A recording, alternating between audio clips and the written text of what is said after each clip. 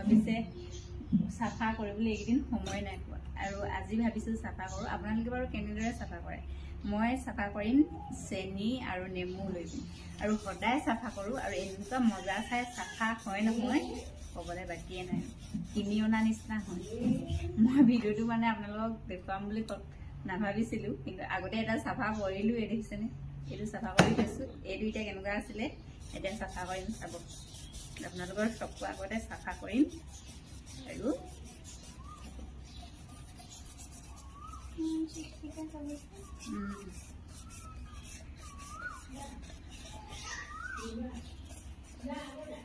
মই মানে তাত ধুই আছিলোঁ পাছফালে আৰু মই ভাবিলোঁ আপোনালোককো জনাওঁচোন মই কেনেদৰে চাফা কৰোঁ নহ'লে।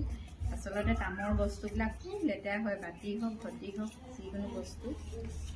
মই আমাৰ গোঁসাই ঘৰত থকা যিটো চতি সেইটো মই এনেকৈ চাফা কৰোঁ।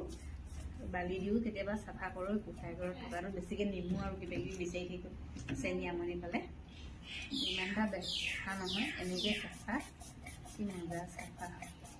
এতিয়া আপোনালোকৰ চকু আগতে চাওকচোন এইটো গিলাচটো কেনেকৈ চাফা হৈ থাকে। বেছি সময় নালাগেই।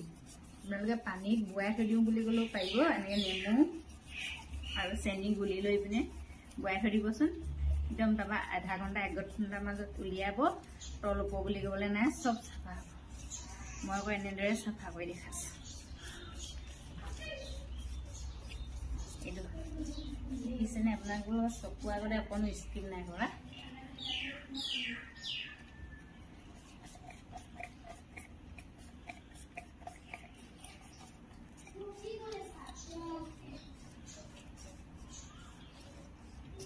আমি অকল নেমু চেনি চৰ্বত খাওঁ হয় নাই?